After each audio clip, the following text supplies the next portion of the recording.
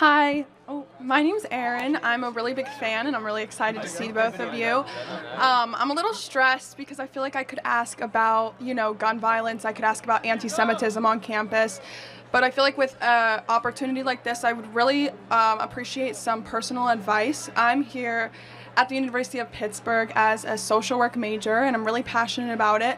However, I have found that I'm leaning a little bit more Republican, and I feel like I come at a standstill with that. And I really just want to get your advice moving forward for myself. There's some obvious things I think you can think that would conflict, obviously. I guess that's kind of my question. What advice do you have for me as a Republican aspiring social worker? What would conflict? I don't know how to say it properly. I think I can help. The social work industry is very much about a perspective generally of that people in poverty are there permanently and not trying to break people out of poverty into the middle class or higher levels. Right. And that's why the Democrat Party and social work are very intertwined. Right, exactly. They view poverty not as a series of choices, but as a station in life that is immovable, largely. Right. Is that fair to say? That is fair to say. That's why my personal focus is on the children in underprivileged communities, because I personally feel like they don't choose to be put in that position. But I'm having a little bit of a difficult time empathizing with the older generation of underprivileged, and not in every community, but I don't know how to not sound bad.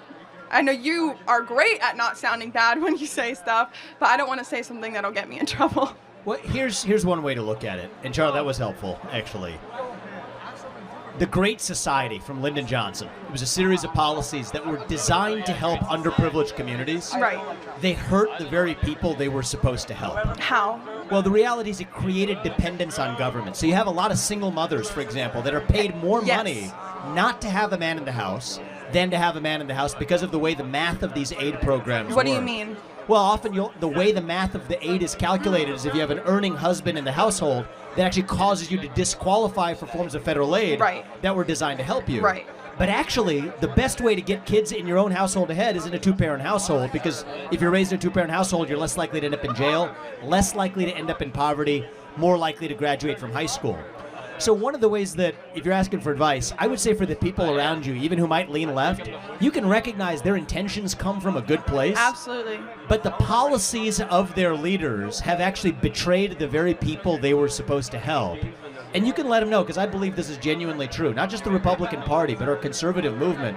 We care about lifting people up from poverty. We just care about actually doing it rather than talking about it. That's what I would say. The other thing I'll say is that we as conservatives believe that if you're in poverty, it's largely because of values, not because of lack of stuff. Like what values? Not saving money. Spending all of your money in your paycheck as you get it, for example. Abandoning your spouse after impregnating them. Not spending all of your money on alcohol and drugs and instead opening a 401k. So values are the number one predictor of entering the middle class.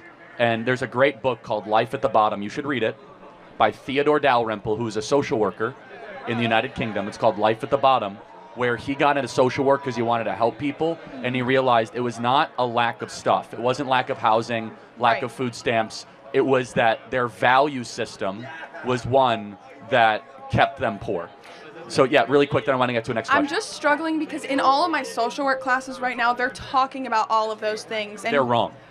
So what do I do? I'm trying to learn about what I want to do. I think you need to stay in social work because you're called to do it, but there's an amazing amount of literature from Thomas Sowell to Shelby Steele to Theodore Dalrymple that get down to actual root causes of poverty, which is not lack of stuff, but is worldview. And I think that'd be super helpful. Thank you so much. God bless you. Trump 2024. Yes, you want a hat? Thank you. Yes, great. Thank you.